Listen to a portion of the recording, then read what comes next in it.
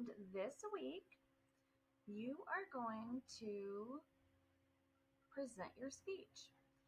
So this is Person I Would Most Like to Be speech part 2. So this week, you will use the worksheet from last week as your guide for this assignment. Your speech should come from the information on last week's worksheet. On the Google Doc for this assignment, write your speech in paragraph form and entitle it, "The Person I Would Most Like to Be." I will show you an example of that. So here is my example speech. Of course, you won't write example speech, but at the top of your paper that you will turn in on the Google Doc that's attached to this assignment, you will write, "The Person I Would Most Like to Be."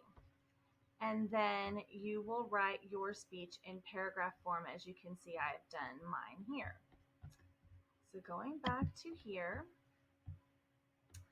the introduction should be one paragraph. The body should have one paragraph per main idea and a conclusion paragraph. Familiarize yourself with your exact wording by practicing with a partner several times. Online learners, you can practice in a mirror if you don't have someone at home who can listen to you practice. Online learners can also voice record yourself and listen to yourself while making notes on what you think needs improvement. Number 3, you will need to memorize your introduction and conclusion. Don't worry, we will have plenty of time to practice memorization, and I will help you with that. So again, you will need to memorize the introduction and conclusion of your speech so that the beginning and ending of your speech is strong. Transfer the main ideas in the body of your speech to index cards, which look like this. If you don't have any, you can just cut pieces of paper into little rectangular shaped pieces like that. Let's see. So transfer the main ideas in the body of your speech to index cards for use in the oral presentation of your speech. Important. Never write complete sentences on your note cards, but just brief notes to give you assistance during your speech if needed. Refer to your note cards during your speech. Never read from them. Just glance at them. I will give you some examples now of note cards and show you how to use them. So I am going to go from here. I'm going to go back to here to show you that backing up a little bit in the lesson, this is my introduction. It is one paragraph. Your paragraphs need to be about 5 sentences. So about means it can be 4, it can be 7, but no less than 4. Because any less than 4, then it's really not a paragraph. Then each of your main ideas, which from last week's worksheet, would be the qualities that your person possesses that you admire. So here is one quality. Here is the next quality. And here is the next quality. So I have 3 qualities or 3 main ideas in this speech. Then I have a conclusion paragraph. So let's go back up to where I am allowed to use my note cards, and I will read this. When I met Rena Cook, I was in my first year of graduate school at the University of Houston. Rena was my speech professor that year. I was then fortunate enough to get to work with her again last summer as my directing professor. The first time I met this woman, I was drawn to her because of her positive energy and abundantly positive outlook on life. Her ability to make her students feel comfortable and accepted was something that I wanted to emulate to my students. So if I were going to write that on a note card, so keep in mind, kids, that you're going to pretty much have this thing practiced and memorized where you're very, very familiar with it. On this paragraph, I would write maybe on my note card, University of Houston. I'm writing on my note card as we speak. And then I would write, the next line I would write speech professor. And then I would write directing. Let me see. Directing professor. Okay. So that way, when I'm giving my speech, I'll remember to mention those two things, or those three things. How I met her at the University of Houston, and that she was my speech professor, and that she was also my directing professor. And then I would write positive energy.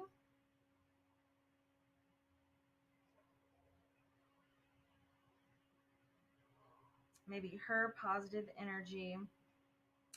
And let's see, where am I at? And outlook on life, okay?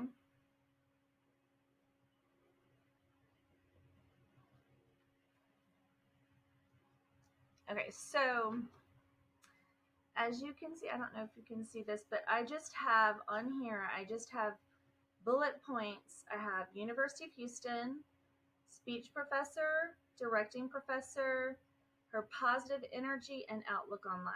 And then the rest of it, I would be so familiar with having practiced that paragraph that I'll just be able to speak without freaking out or having to read it off a piece of paper.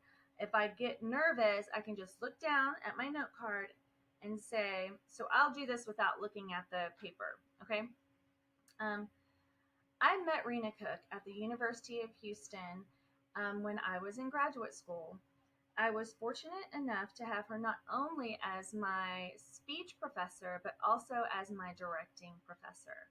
When I met this woman, I was drawn to her positive energy and abundant outlook on life, and her way of making students feel comfortable and accepted in the classroom. Now that is not what I wrote, but it was close. Okay, so I haven't practiced this speech before this loom. So if I practiced it, I would be closer to what it says, but you don't, that's not the point of this, kids. It's just to be very familiar with it so that you can speak without sounding memorized. Okay, so this is one note card for my first main idea. My second main idea is Rena is completely invested in her teaching philosophy. So I will write that down. Invested in teaching philosophy. Okay. I want to spell that wrong. Hold on.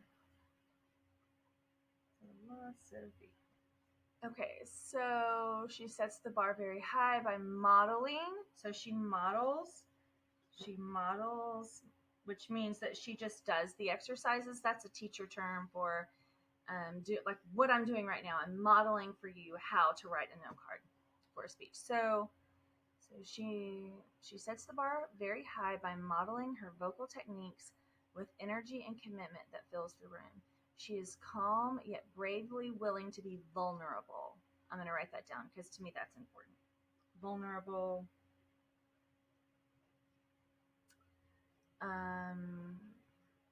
She has an unspoken way of drawing people to her. Her voice is kind. I'm going to put voice, kind, and clear. Okay. Her mind is sharp and her creativity is off the chain. So I'm going to put mind, sharp, and creative. Okay? It's almost like she is an enchantress as she teaches. Her presence is never forced, but is peaceful and kind.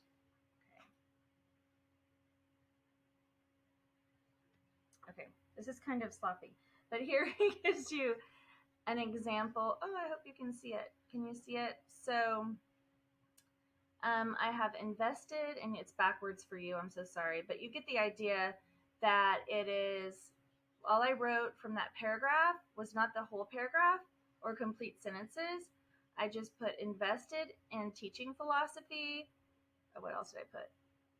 Modeling, vulnerable, voice kind and clear, and mind sharp. And I put creativity, that she has a lot of creativity. Okay, so that would be my second note card. And then I would do the same type of thing for this paragraph. Okay,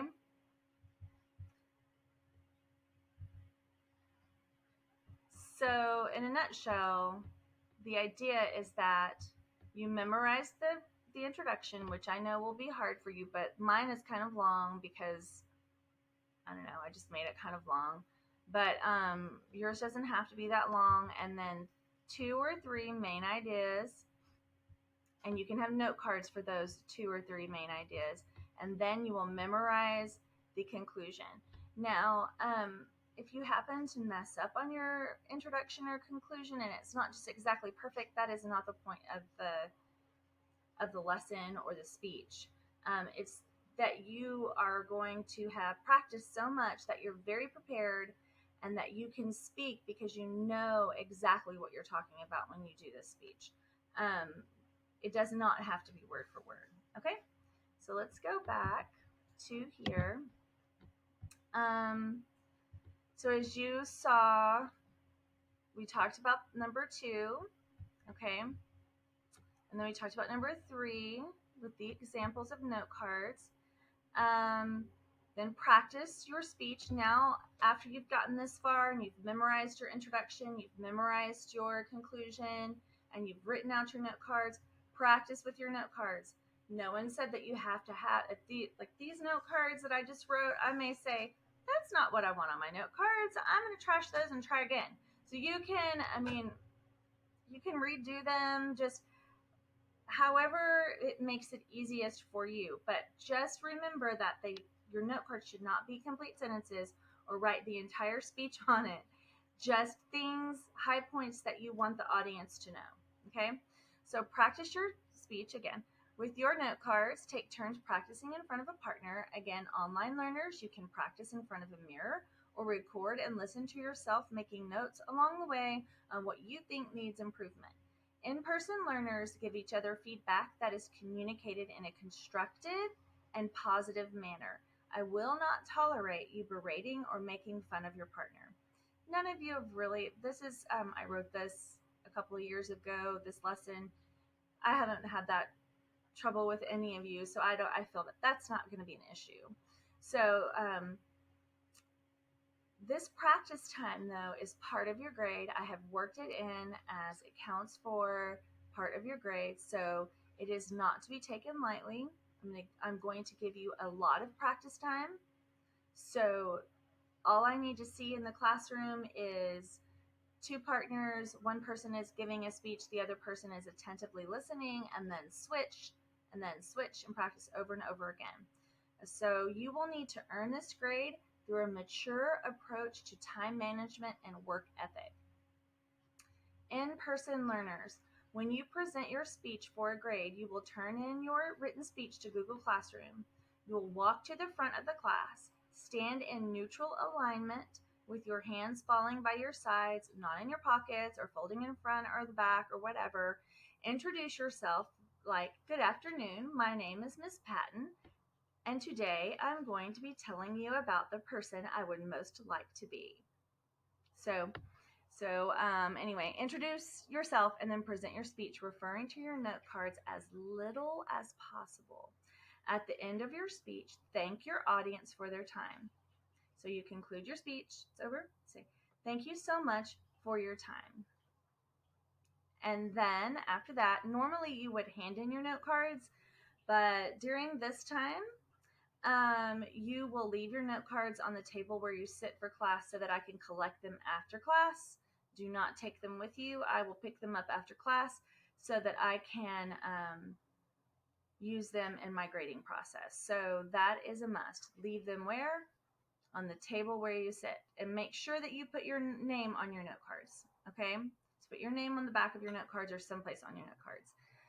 So then in-person learners, you will stay at the front of the class for feedback and discussion of the process and experience. Okay, online learners, you will videotape yourself presenting your speech and upload your video to this assignment. You will also turn in your written speech to Google Classroom with this assignment. You will also take a picture of your note cards and upload those as well to this assignment. Okay, cool. So the following is a rubric, and this light blue, I don't know if it'll be light blue on Google Classroom, but this sheet that I'm reading off now will be attached to this assignment as instructions. So all students use the following rubric as a guide for preparing for this speech. This speech will count as a major grade. Okay, so you can see that vocal quality is worth 20 points. Every single word must be heard. Eye contact with the audience. So if you know your speech well enough, you will be able to look at everyone in the eyes. You won't be looking down. Enthusiasm, you need to give it with lots of energy and positivity, 20 points. And then natural alignment and movement. So online learners in school, we've been learning to stand with our feet underneath our hips and our arms by our sides and gesture. We're going to work on that this week so that your gestures make sense. If you're going, and I'm gesturing right here, if you're going to use gestures, they need to make sense with what you're doing, and they need to be planned, okay? So absolutely no fidgeting, so swaying back and forth and all of that stuff. Try really hard not to do that. 20 points. Go ahead and read that for yourself. And then use of class time and preparation is 20 points. So this is no joke. So if you choose to laugh and get on your phone or do something else that is not what we're supposed to be doing, then those points will be deducted from this portion of the rubric. Okay? I wish you luck, and I can't wait to see your performances. It's going to be great, or your presentations.